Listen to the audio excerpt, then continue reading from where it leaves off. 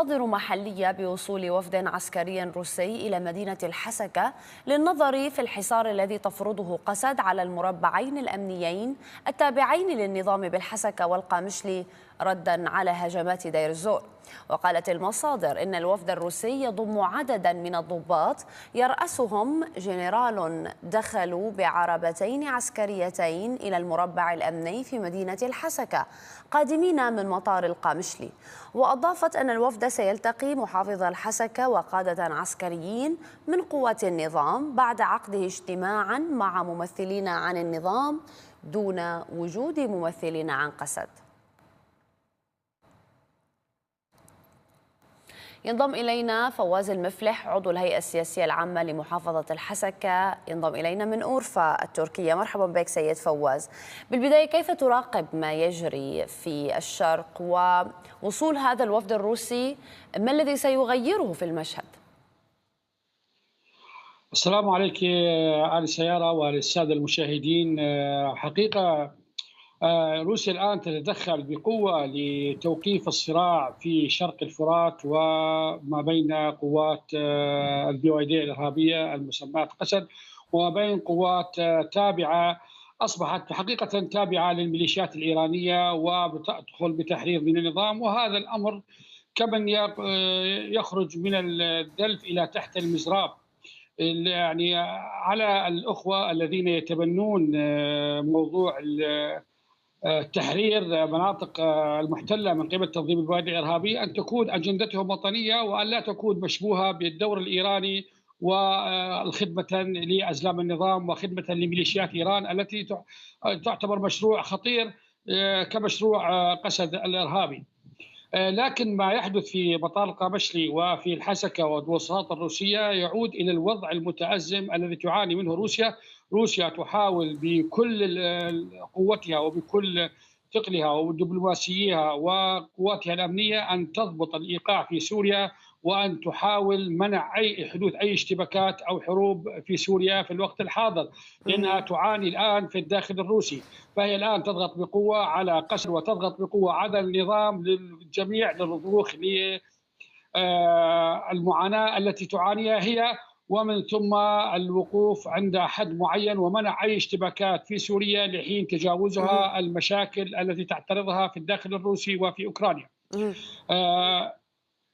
كنت أريد أن أسأل لماذا الآن يعني اشتعلت هذه الاشتباكات إن صح التعبير بهذه الطريقة؟ يعني بكل فترة كان يكون هناك بعض المناوشات الاشتباكات بين العشائر من جهة، قسد من جهة، بعض أيضا عناصر النظام من جهة، ولكن هذه المرة يبدو أن الأمور تتصاعد بشكل آخر.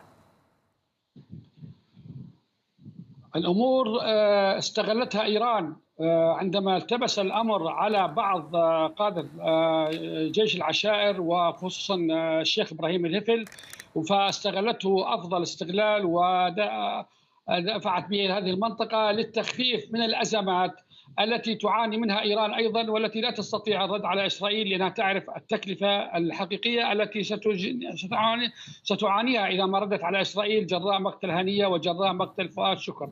فهي من دفعت بهذا الاتجاه وأوعزت إلى مقاتلي العشائر الذين يعملون ودعمتهم بمقاتلين من عشائر البادية من أجل أخبرت الأوراق على الجانب الأمريكي ودفع الجانب الأمريكي للضغط على إسرائيل ووقف الاستهدافات في سوريا وفي لبنان.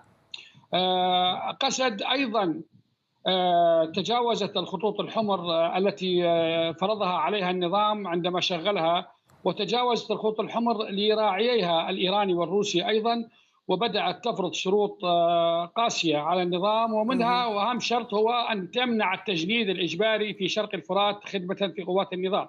وكان هذا مطلب رئيسي في اجتماعات مطار القامشلي، وإن لم يفصح عنه علنا، ولكنه سرب علينا من داخل الاجتماع من أشخاص مقربين حضروا الاجتماع وسمعوا ما دار فيه.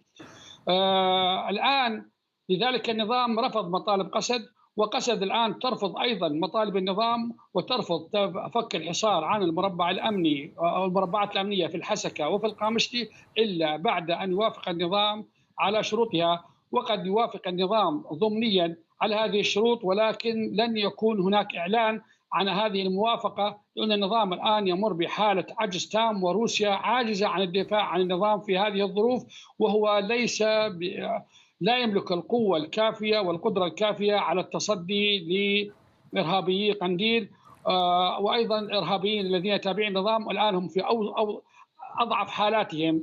وإذا ما شاهد الناس ضعف النظام بقوة قد يتطور الأمر وتمتد المعارك إلى غرب الفرات، وربما تمتد في المناطق المحررة في الشمال السوري.